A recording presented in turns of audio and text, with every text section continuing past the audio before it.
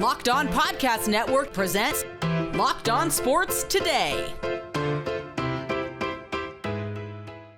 After a back-to-back Super Bowl wins, you'd think the Kansas City Chiefs would be looking over their shoulder, but not in the AFC West. Also, we give you the best strategies to have a near-perfect fantasy team, and the Broncos are comfortable with Bo. I'm Peter Bukowski, starting your day with the can't-miss stories and biggest debates in sports. You're Locked On Sports Today. Searching all major sports. Found. Let's start with the biggest story. Kansas City Chiefs are back-to-back champions. They have a chance to go for modern history with the three-peat, and they're feeling the pressure. They would never do anything like throw a behind-the-back pass in a preseason game. No, of course that's what they're doing, because this is Patrick Mahomes, it's Travis Kelce, it's Andy Reid. They're having fun, and they're going to beat you anyway. Chris Clark from Locked On Chiefs joins me now. And Chris, we've been doing a series on division winners and the biggest threats to those division winners, and we have saved the Chiefs for the end because, come on, there's no threats to the Chiefs in this division, right? I wouldn't think so right now, but we'll see. It's curious because you don't know what the Chargers are going to do. Yeah, that's the one, right? Well, new QB in Denver, I still don't think that's going to get them past, and Vegas doesn't have a QB. So, So this is, I think this is really a long-term question, right, about the Chargers. Can they, in a year or two, put this team back together, put Humpty Dumpty back together again? Because they have Justin Herbert. They have one of the few quarterbacks in the league who can go throw for throw with Patrick Mahomes, but has not had the coaching, has not had the help, has not had the defense around him to allow him to flourish. How good do you think they can be? What would concern you about the Chargers this year anyway? Well, I think you look at the Chargers and they're built to run the ball. I mean, they go take Joe Alt when they have a chance to go get a premium wide receiver, which if I was Herbert, I'd be, banging on the table for a wide receiver, considering I think that their number one guy is Quentin Johnston right now. Yep. That's problematic, to say the least. So I think that's going to be a problem. They want to run the ball, and if that's going to be the way that they're going to play, I just don't see how they're going to keep up with Kansas City, but we'll see if I'm wrong on that one. I just don't think that old school playing style is going to work in today's NFL. Yeah, the Chargers, they drafted Ladd McConkey. Joshua Palmer is the leading receiver returning. They signed DJ Chark, but none of those guys were going to inspire a lot of confidence and certainly not inspire a lot of fear in a team like the Kansas City Chiefs. If you're going to pick some nits, and that's what we're doing with the Chiefs, who, with their defense now the way it is, it's hard to argue the quarterback defense combination that's better than this team right now, which is a scary thing for the rest of the league because Patrick Mahomes still the best quarterback in the league. What would concern you? Right now, corner two. I think that's the big question. You don't have a guy like you had L'Jarius Sneed last year and Trent McDuffie, and those were your top two corners. Right now, you have Trent McDuffie, and you have a question who's going to step up behind him. Now, don't get me wrong; they've got three guys that are behind McDuffie that have been there the same amount of time as McDuffie, but they're not L'Jarius Sneed, and they don't have to be. But when you look back at how they were so successful last year, one of the reasons they were so successful is because they had such a great pass defense. And the problem is I don't know that their pass rush got much better, which would take some pressure off the corners. So that could be a problem. And a Minihue not coming back until October, November isn't going to help. All right, let's expand this out then. Let's just look at the AFC, since the Raiders and the Broncos are probably not going to be much of a threat to the Chiefs. Who in the AFC do you have your eye on for the Chiefs? Well, I think you have to worry about, you got Buffalo, you've got Baltimore, Cincinnati. The normal guys. I think those are the big three teams that you have to worry about. But Baltimore has questions because their defense is going to be changing a lot from last year. They lost some players there.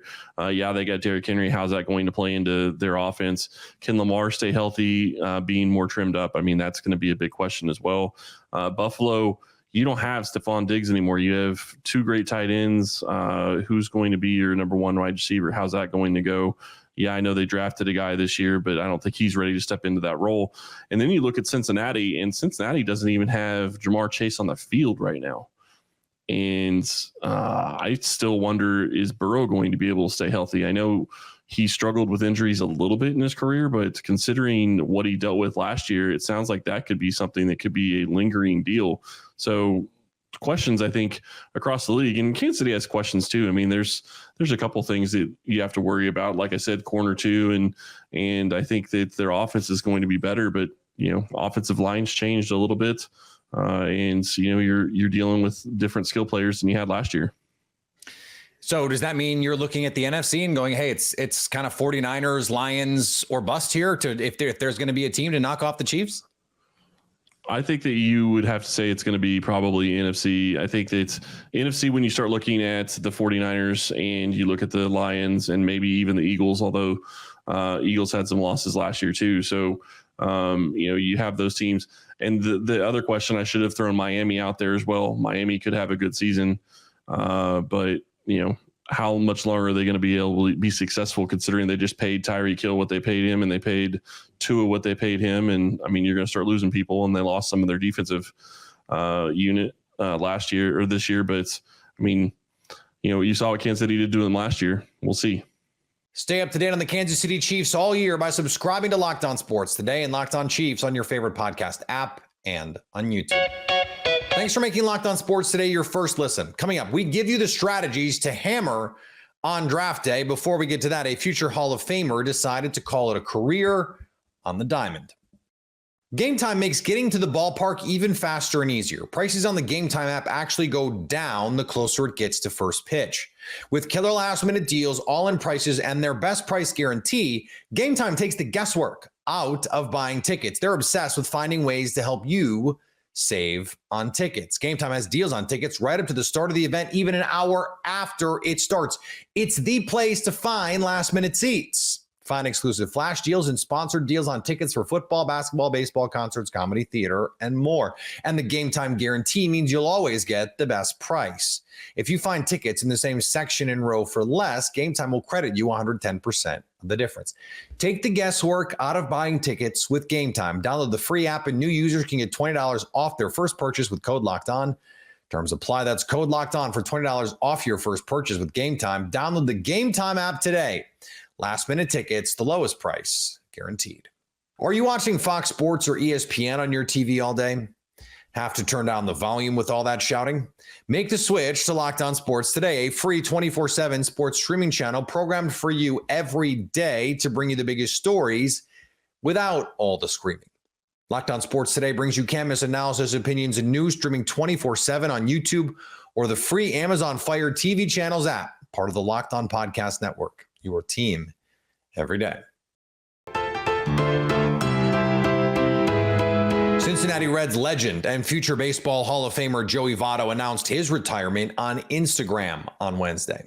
Well, Joey Votto called it a career on Wednesday. What's up? This is Jeff Carr from the Locked On Reds podcast. And selfishly, I'm kind of happy that he did that because that means he gets to go down as a career Red, never setting foot on the field for another team during the regular season. And the Reds need to make this picture behind me happen. They need to bring him back, hopefully like as a hitting coach or something like that. He's going to have so many opportunities. I mean, you're talking about one of the best ever minds about hitting the baseball that there has ever been. There's going to be so many different opportunities lining up for him. Television will be out there, whether it's MLB Network or Fox. I'd be surprised if he's not on somebody's playoff coverage this year. He absolutely deserves it. It's been a heck of a career, a Hall of Fame career. And we'll see Joey Votto in Cooperstown here, pretty soon, I believe.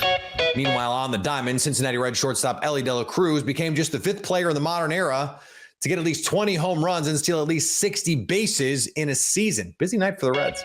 On the training camp fields, Browns quarterback Deshaun Watson was limited in practice due to reported general arm soreness. Yeah, I'm not going to get into Seattle plans just yet. Deshaun was a little sore. I decided to just hold back a little bit with him, but not overly concerned. Yeah, I'd say general arm soreness, but again, he practiced. I held him back. He could have gone. He's feeling fine. The mornings are starting to get a little cooler. We're starting to count down the days that the NFL season is finally upon us, which means fantasy football is very much on the minds of fans right now. So Kate Majuk from Locked On Dynasty joins me on the show now. And Kate, this is one of the best times, honestly, to be talking about players, to be talking about fantasy football, because those drafts are right around the corner, getting excited for it. But I know that you want to make sure people are as engaged as they need to be before these drafts. What are you looking at? Absolutely. Now, this is a very exciting time because we do have some like tangible sort of football play to start making some analysis. Sort of football play. So I want to start off by just giving some general advice. First of all, I want to remind you all to double check your league settings. I need you all to go into your drafts with a full knowledge of what your scoring settings are. I need you to know how many wide receivers do you need to start, how many running backs, how many flex plays. That's like the most basic advice I can get. But there are so many times that managers get into the draft and maybe they need to start 3 wide receivers, for instance, but you don't really click on that until you're halfway through your draft. You haven't prioritized wide receiver and suddenly you're scrambling. So like, that's the most basic advice. My second piece of advice is don't overreact to the NFL preseason, which that probably sounds It's hard. It is so hard because it's football, sort of. And I know we all get excited to see the players we're rooting for in pads, live action, real hits. Like, it feels so the rookies especially, good. right? The rookies especially. And, there are things that you can learn from the preseason. You can, get an idea of first team, second team offense. You can get a kind of feel for the general play calling of a team. But like, OCs are holding their schemes close to the vest. DCs are holding their schemes. So when it comes down to actual player performance, I don't want you to overreact. Like, let's look back at Nick Chubb in his preseason debut. He flopped so hard. Yeah. And I think it was like by week 5, he was just a glorified RB1 for the rest of time. So like, don't overreact. My third general piece of advice: please draft players that you want to root for and players that you like. Huge. That makes fantasy football so much more fun.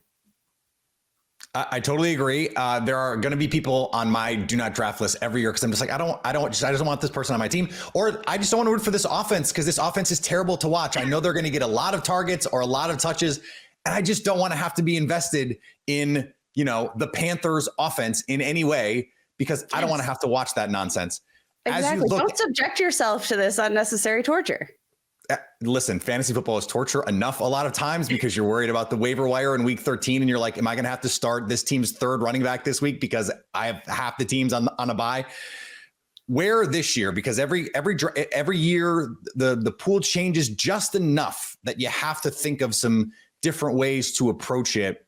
What stands out to you about the pool of players this year as we head into 2024?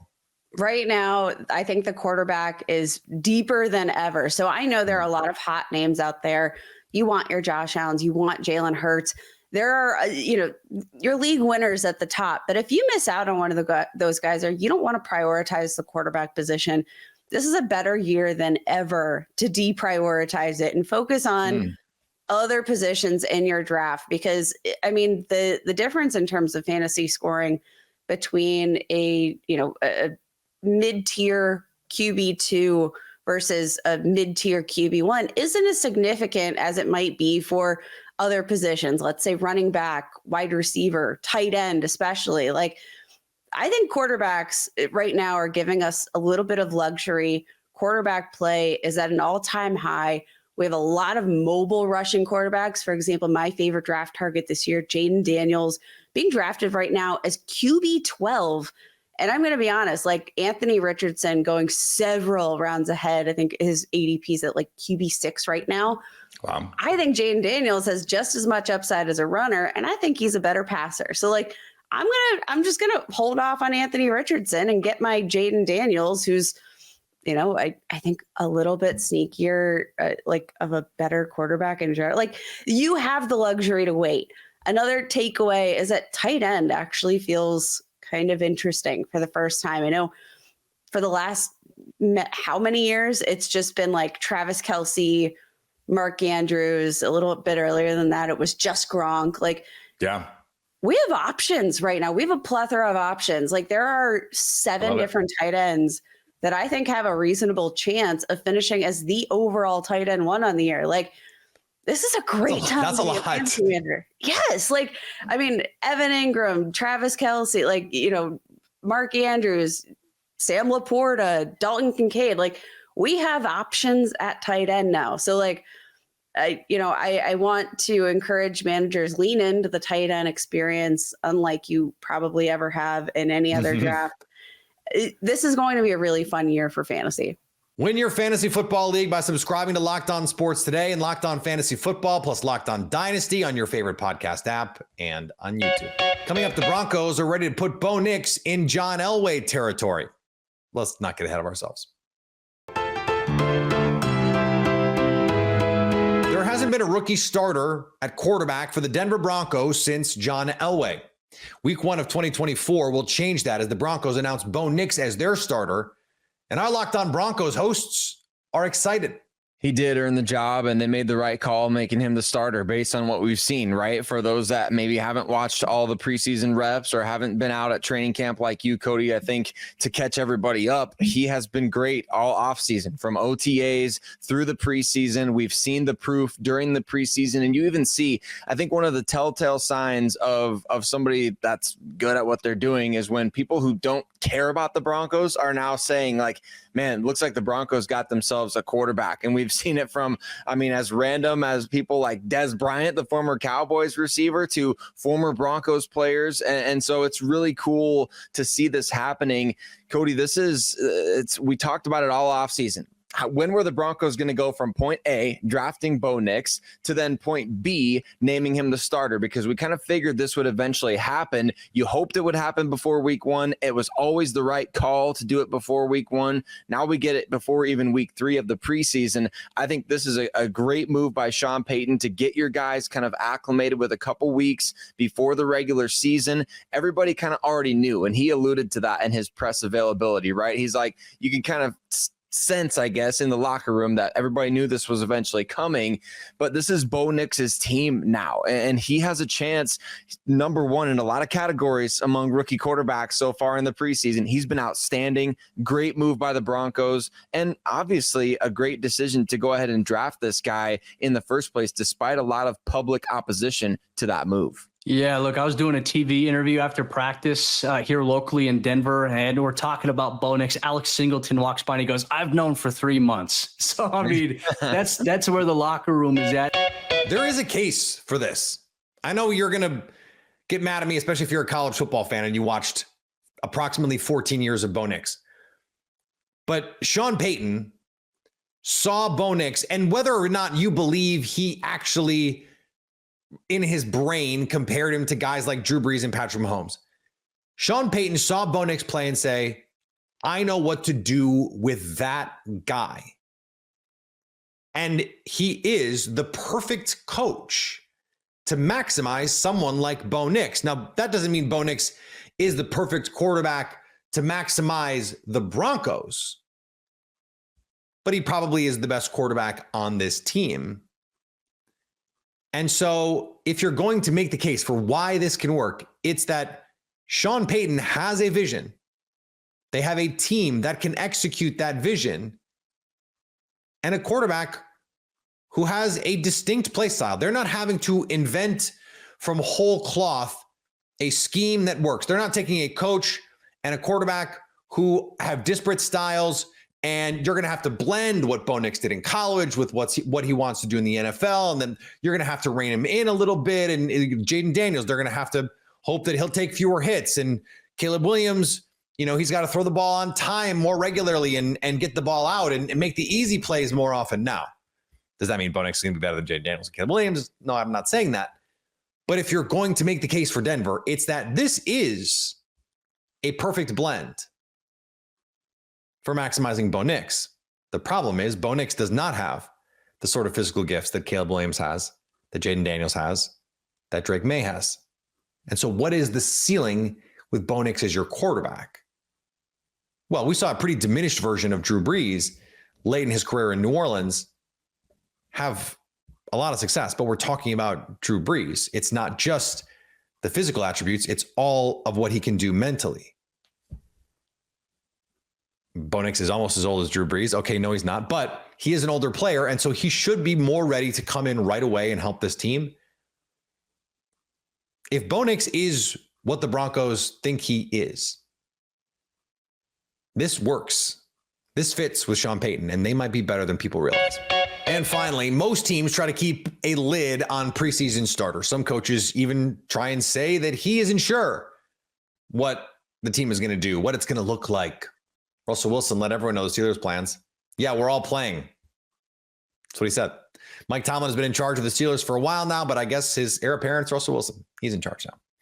If you're catching this episode after hearing your favorite Locked On show, make sure to subscribe to Locked On Sports Today on YouTube or wherever you get your podcasts so you never miss an episode.